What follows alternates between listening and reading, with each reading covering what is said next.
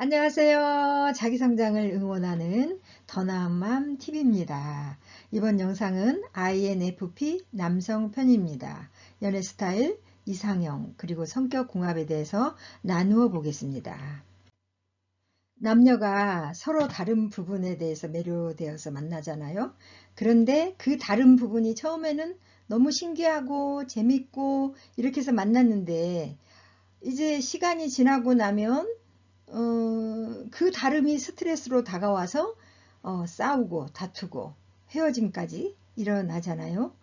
그래서 우리가 MBTI를 더 이렇게 연구하고 배우고 그래서 내가 누구인지, 내가 어떤 유형이고 또 상대방이 어떤 유형이며 우리가 왜 이렇게 다른지 이 부분을 좀 알아차리기만 해도 성장의 시작이 되겠죠.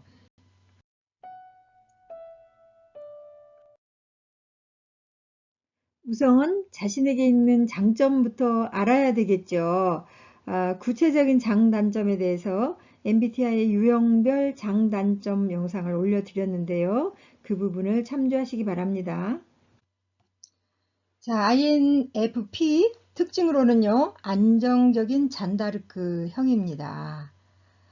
이 유형의 남성들은 같은 유형 여자들에 비해 어릴 때부터 많은 상처를 받고 살았어요.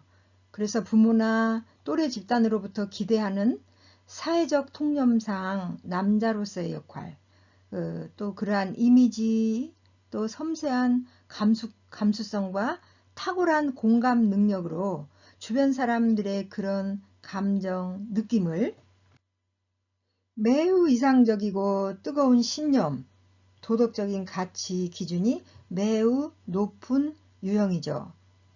그리고 기본 성향은 게으름 편이라서 몸이 마음을 못 따라가는 것이 문제가 돼요.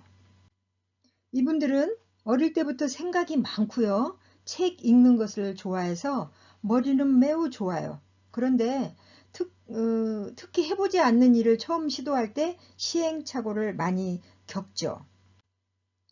라이프 스타일로는요, 몸의 감각이 매우 둔한 경우가 많아요. 그리고 정리정돈을 잘 못합니다. 환경이 쾌적하지 않아도 아무렇지 않게 잘 지내는 유형이에요. 워낙 생각을 많이 하다 보니까 정신적 에너지가 소모돼서 잠을 많이 자는 편이죠. 그래서 게으르고 나태해 보일 수가 있어요. 다른 사람들에게. 그리고 자기가 하고 싶은 것에는 엄청난 몰입력을 보이는데 그 외의 것에는 집중하지 못하고 지나쳐 버리죠. 그래서 보호자의 손길이 필요한 유형이랍니다. 연애 스타일과 이상형으로는요. 이 유형들은 누군가에게 마음을 여는데 꽤 오래 걸려요. 그런데 한 번 마음을 열면 금방 깊이 빠지게 되죠. 첫인상은 조용하고 과묵해 보이는데요. 이분들이 마음을 열면 따뜻한 남자죠. 정이 많고 대화 코드가 맞으면 정말 재밌는 사람이에요. 아이이기 때문에 내향성이잖아요. 그래서 이 내향성 점수가 높으면 연락하는 거를 어려워하지만, 그러니까 연애할 때 상대방에게 연락하는 걸 어려워하지만 친밀해지면 자주 연락을 하죠. 이 유형들은 권태기라는 게 거의 없어요. 자, 이번에는 여성들이 INFP 남성에게 여성 자신을 어필하는 방법이에요. 이들과 대화 코드가 맞아서 이들의 머릿속에 있는 것들을 신나게 끄집어낼 수 있는 그 부분을 만들어주면 그 상대에게 깊은 호감을 느끼게 되겠죠. INFP에게. INFP 남성들은 어릴 때부터 쟤는 4차원의 세계를 사는 것 같아. 외계인 같아. 이해할 수 없는 애야. 이런 이야기. 또 그런 별명을 들을 만큼 엉뚱한 상상을 많이 하는 유형들이에요. 그래서 그 사람들에게 그 말을 꺼냈다가 핀잔과 무시당한 경험이 많은 사람이에요. 어릴 때부터.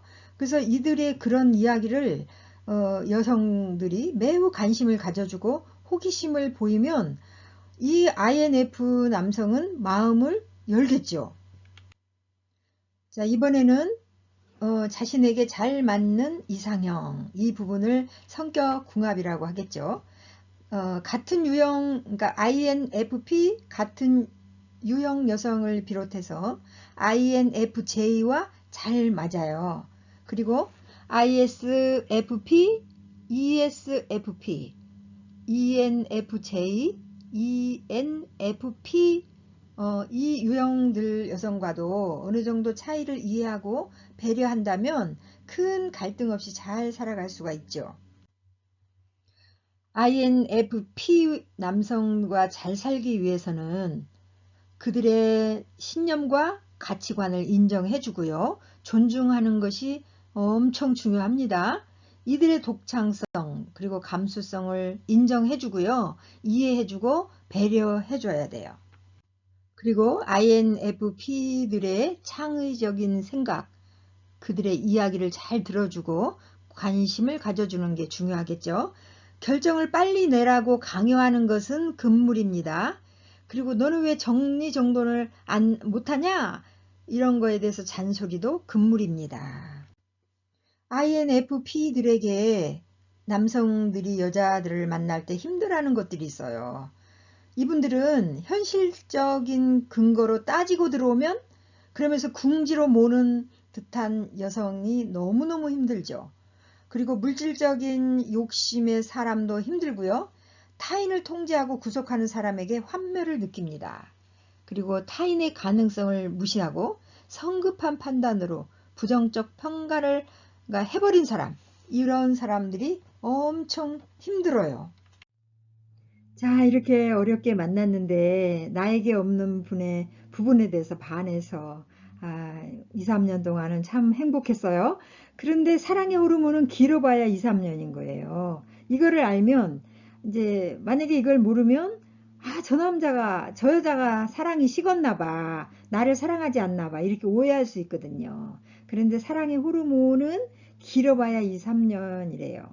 그래서 사랑을 시작하면 몸에서 도파민과 페닐에티라민 이 호르몬이 나오는데 이 부분이 흥분과 자극하는 어떤 통제하는 각성 호르몬이 주로 분비가 된대요. 그래서 특히 도파민 분비의 효과로 흥분과 유쾌함이 동반되어 콩깍지가 씌워지는 현상이 일어나게 된다는 거죠.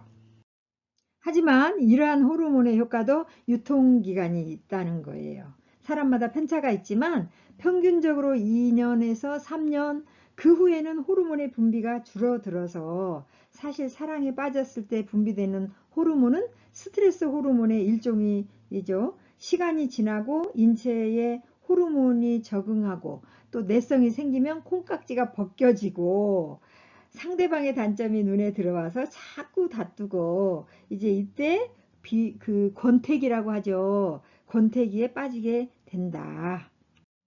하지만 진정한 행복은 페니레티라민이라는 그 호르몬 작용이 끝난 후에 찾아온다는 거죠. 그러니까 사랑의 호르몬이 2, 3년에 끝난다 그랬잖아요. 그때 진정한 행복이 찾아온다는 거죠. 이때 뭐가 필요하냐면 정말 그럼에도 불구하고 사랑, 또 열정, 책임, 헌신이 따를 때 그럼에도 불구하고의 참사랑을 할 수 있다는 거죠. 그러니까 상대가 하는 것이 마음에 안 들고 상대의 허점이 보여도 내가 사랑과 열정과 책임과 헌신이 있다면 참사랑을 할 수 있다는 거죠. INFP 남성 여러분, 그리고 이 영상을 끝까지 시청해 주신 여러분 모두 자신이 원하는 연애 스타일과 이상형, 그리고 성격궁합 잘 찾아서 좋은 인연으로 행복하게 사세요. 오늘 영상은 INFP 남성 편으로 성격궁합 그리고 이상형 연애 스타일에 대해서 나누어 봤습니다. 오늘 영상이 마음에 드셨습니까? 오늘도 더 나은 마음 되세요. 감사합니다.